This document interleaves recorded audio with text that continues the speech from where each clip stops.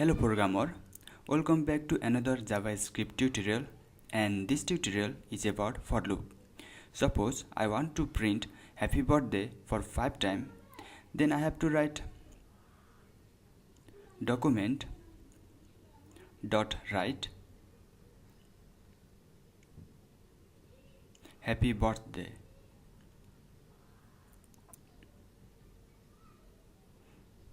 Then I have to copy this and paste it 4 times. To write a same code for 5 times isn't so hard, but if you write a same code for 100 times, 1000 times and even more, then at that time it does not become as easy as we thought.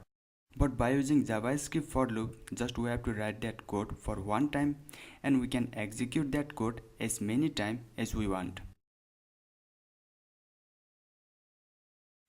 Now make a for loop by writing for,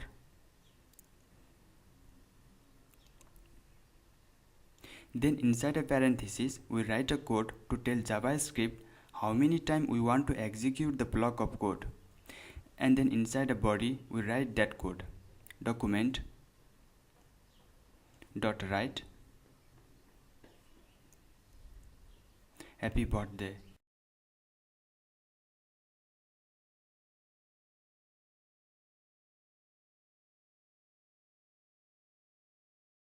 Now we have to tell the JavaScript how many times we want to execute happy birthday. For that, first we have to go through 3 statements.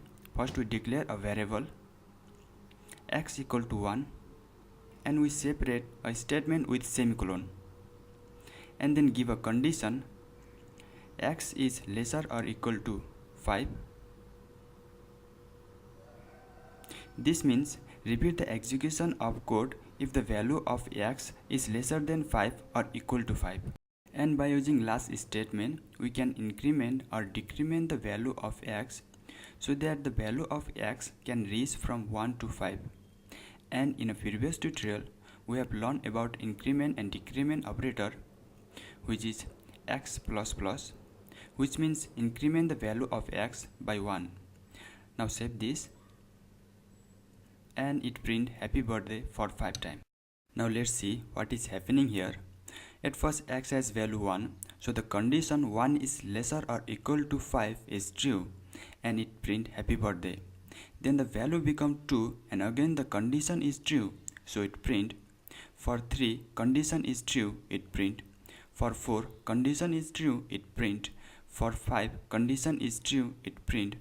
But for 6 condition 6 is lesser or equal to 5 is false, so it does not print. And again, if you want to print 10 times, then just change the value.